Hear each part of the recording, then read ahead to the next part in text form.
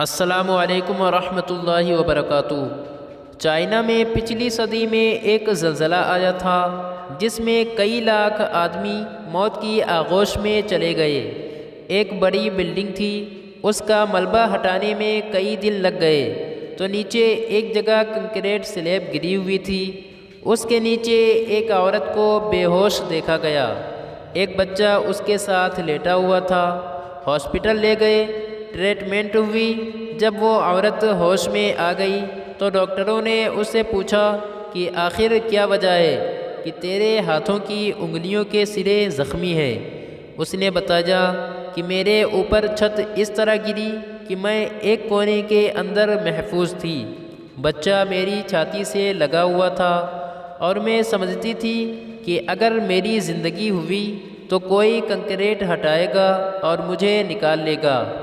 ایک دو دن تو میں بچے کے ساتھ رہی، اسے دودھ پلاتی رہی، خود بھوکی پیاسی تھی۔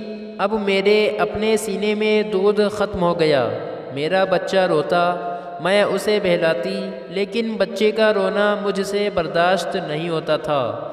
میں کبھی اس کے منہ میں انگلی ڈالتی، کبھی اپنی زبان ڈالتی۔ جب بچے کے پیٹ میں کچھ نہ جاتا تو وہ روتا۔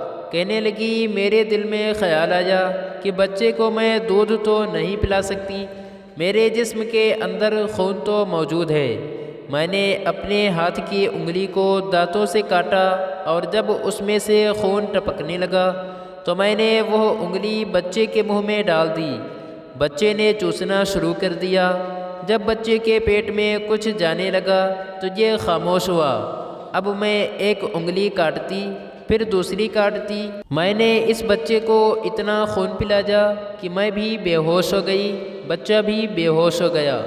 اب آپ لوگوں نے نکالا ہے تو دوائیوں سے ہم پھر دوبارہ ہوش میں آ گئے۔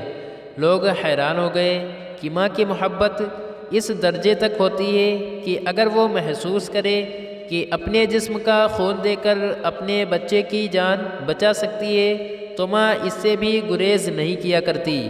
اس کو ماں کی محبت کہتے ہیں۔ اگر آپ کو بھی اپنی ماں سے پیار ہے تو اس ویڈیو کو زیادہ سے زیادہ شیئر کیجئے، ویڈیو کو لائک کیجئے اور چینل کو بھی سبسکرائب کیجئے۔ شکریہ۔